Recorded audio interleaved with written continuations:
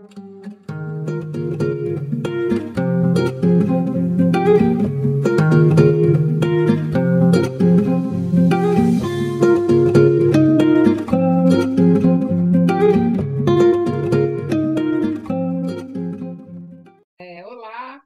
nós estamos aqui para fazer mais um vídeo da série da Educação Inclusiva.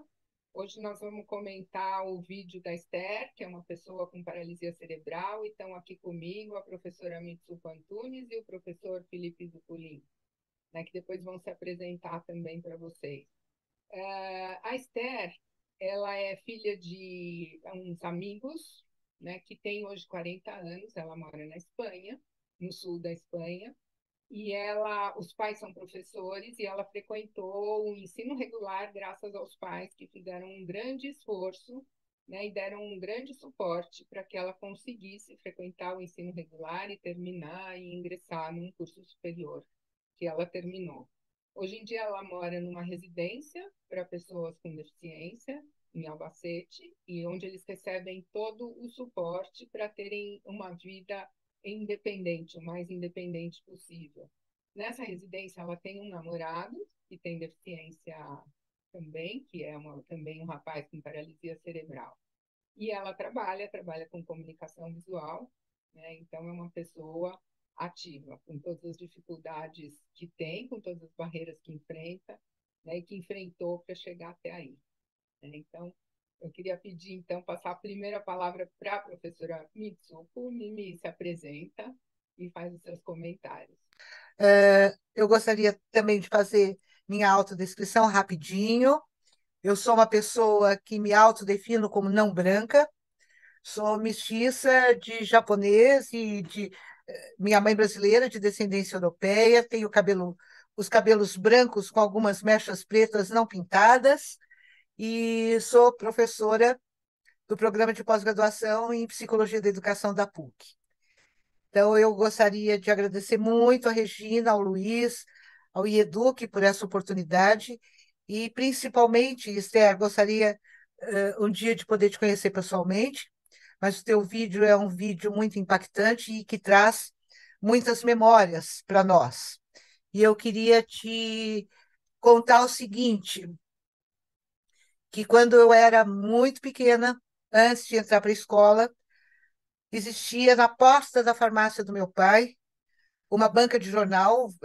Na verdade, a banca de jornal ficava no espaço da farmácia e os donos da banca de jornal eram dois primos negros, descendentes de pessoas escravizadas, e o Domingos era uma pessoa que teve paralisia infantil e que hoje nós diríamos que ele é muletante.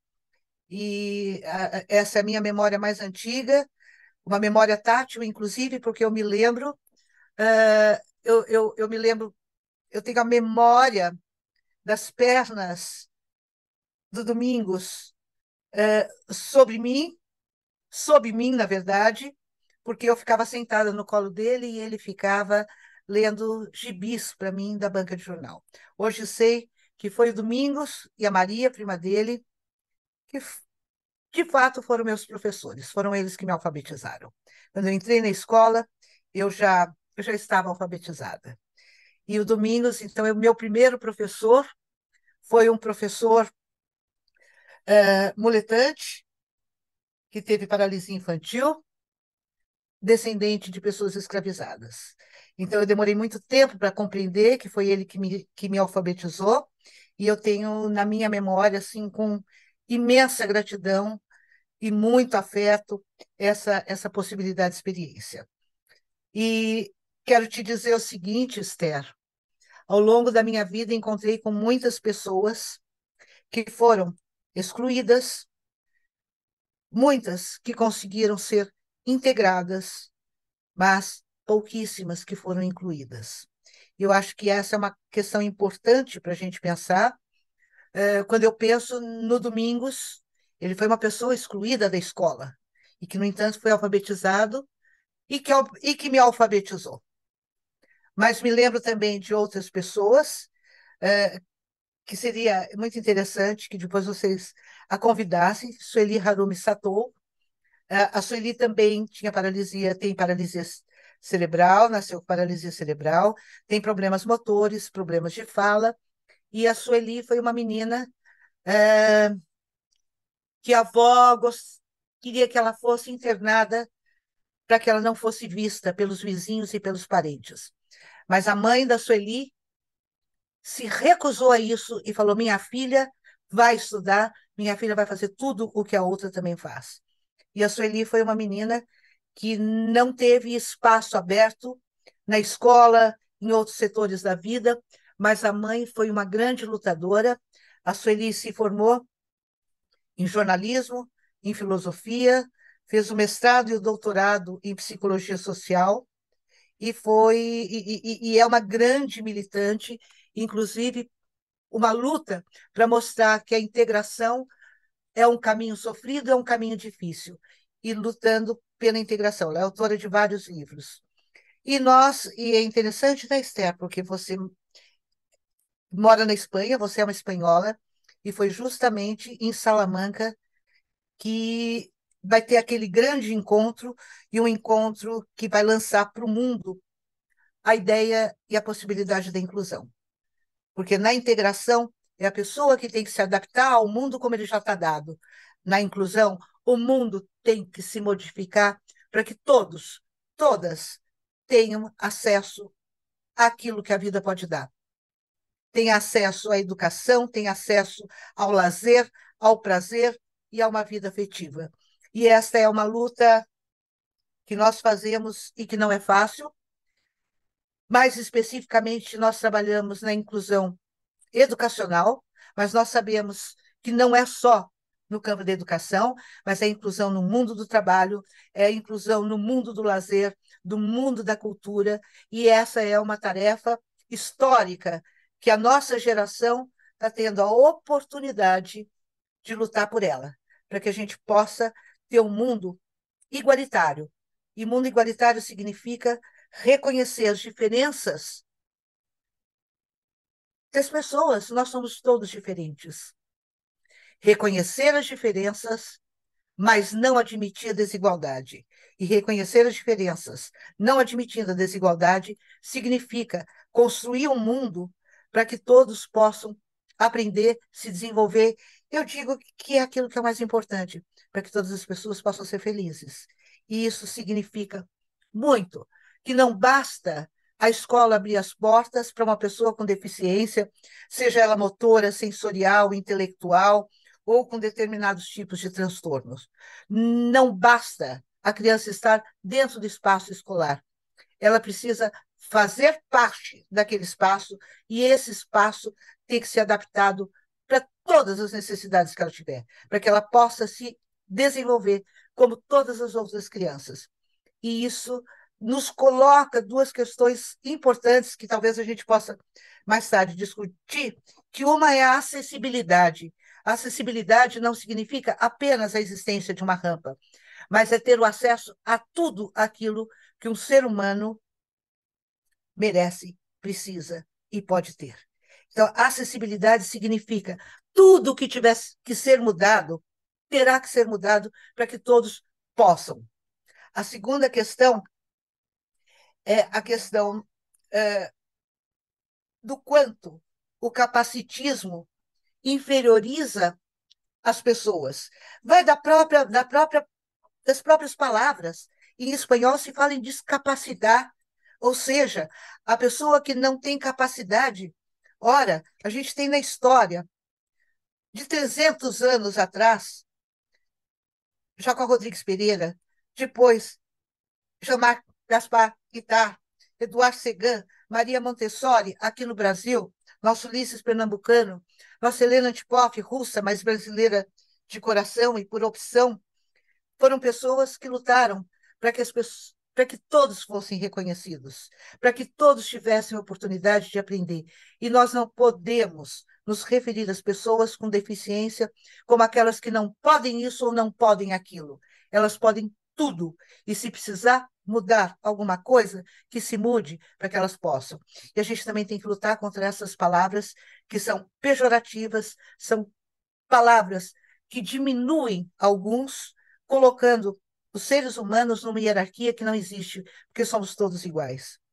E isso, para mim, tem muitas faces para a gente trabalhar na vida social em geral, na educação em particular, mas que é preciso que a gente pense numa coisa. Não precisamos apenas de métodos de ensino, de espaços acessíveis, de formação de professores em relação às múltiplas possibilidades de todos. Nós precisamos, antes de mais nada, de uma mudança atitudinal. Ou seja, é necessário que cada professora, cada gestora, cada trabalhador da escola, cada família de uma escola mude sua atitude, mude, rompa com seus preconceitos e passe a acolher a todos como diferentes, mas jamais desiguais. Esse é um passo, para mim, fundamental para que a gente possa seguir adiante numa sociedade que seja mais justa, mais democrática e, sobretudo, não há nem justiça nem democracia com desigualdade. E a igualdade passa pela inclusão de todos. Então, este direito é um direito fundamental.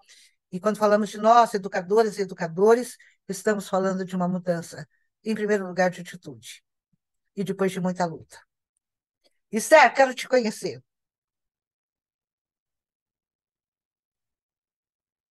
Muito obrigada, Mimi. Como sempre, você é inspiradora. Verdade. Uma coisa que eu esqueci de falar quando eu estava falando da Esther a respeito do vídeo, né, que o texto do vídeo foi escrito por ela, né, e é narrado pela irmã em virtude da dificuldade de fala que ela tem. Né? Então, a irmã lê o texto e essa irmã que lê é fisioterapeuta especialista em crianças com paralisia cerebral. Então, essa foi uma luta que envolveu e envolve a família toda. Vou passar, então, agora para o professor Felipe Zuculin. Muito obrigada. Agora é com você. Obrigado, Regina. Obrigado, Eduque, pelo convite. É uma honra estar aqui fazer parte dessa mesa, dessa conversa com duas professoras que são muito inspiradoras, são um exemplo para mim. Mimi, minha orientadora do mestrado, sou mestrando em Psicologia da Educação pela PUC. Vou fazer minha audiodescrição também. Sou um homem branco, tenho 36 anos, tenho cabelos e barba castanha, uso óculos. Eu sou, então, orientando da Mimi. A minha pesquisa ela é baseada na constituição identitária do estudante surdo nas escolas de ensino médio. Eu começo a trabalhar com alunos surdos em 2020, quando eu ingresso numa escola, numa EMEBS, que é uma escola bilíngue para alunos surdos, e em 2021 eu assumo a coordenação pedagógica numa escola polo de atendimento a estudantes surdos e ouvintes, integrados na mesma escola. E a partir desse ano eu passo a integrar, então, a equipe de ensino médio da Secretaria Municipal de Educação. Sou especialista em educação especial e em neuropsicologia. E quando eu escuto o relato da Esther, ele é um relato que, a princípio, ele transmite para a gente uma sensibilidade muito grande, uma afetividade muito grande, né? Ela já começa o seu relato dizendo que o lugar em que ela se sente melhor e mais integrada é onde ela é tratada com respeito e com carinho. E ela fala com muita sensibilidade desse lugar. Então, aqui ela já demonstra como, como qualquer um de nós, que ela tem desejos, ela tem vontades, ela gosta de estar junto das pessoas, ela gosta de receber esse carinho, esse afeto e de se relacionar, de ser tratada com respeito, de ser aceita pela sociedade, de fazer parte da sociedade, né? Estar integrada. O que, infelizmente, muitas vezes não acontece. A nossa sociedade, ela invisibiliza as pessoas com deficiência, muitas vezes, e exclui essas pessoas. O que é muito triste, né? E ela dá continuidade à sua fala descrevendo uma série de obstáculos que ela enfrenta todos os dias no acesso a locais públicos, como, por exemplo, não conseguir ir à biblioteca para contemplar as exposições que ela fala com tanto carinho, que ela gostaria de ver. Ela fala da dificuldade de se locomover pela cidade por conta de inúmeras barreiras físicas, das calçadas irregulares, dos carros mal estacionados, das vagas que são reservadas para as pessoas com deficiência, mas que não são respeitadas, da maioria dos prédios que não são adaptados para receber pessoas com deficiência. Mas a frase que mais me impactou no relato dela é quando ela diz que ela tem sonhos, que ela tem desejos, que ela vive dentro de um corpo que tem necessidades que são diferentes das necessidades da maioria das pessoas. E essas diferenças muitas vezes não são vistas, não são consideradas na hora de construir um prédio, por exemplo, na hora de pensar no acesso de todos e todas. Muitas vezes essas deficiências, essas necessidades, elas não são consideradas. E é triste pensar como essas características, que são características específicas, elas são invisíveis para grande parte da sociedade, que não considera que essas pessoas, que as pessoas com deficiência, são pessoas que têm desejos, que têm vontades como todos nós, e que querem também ser vistas. E aí ela vai para a escola, e aí ela escuta na escola que uma pessoa com deficiência não pode fazer o ensino médio, e que o departamento em que ela foi consultar considera nulas as possibilidades de ela realizar estudos superiores com sucesso. E essa é uma parte que nos sensibiliza muito, né, ao ouvir dela esse relato. Ela contar que ouviu isso na escola, justo na escola, né?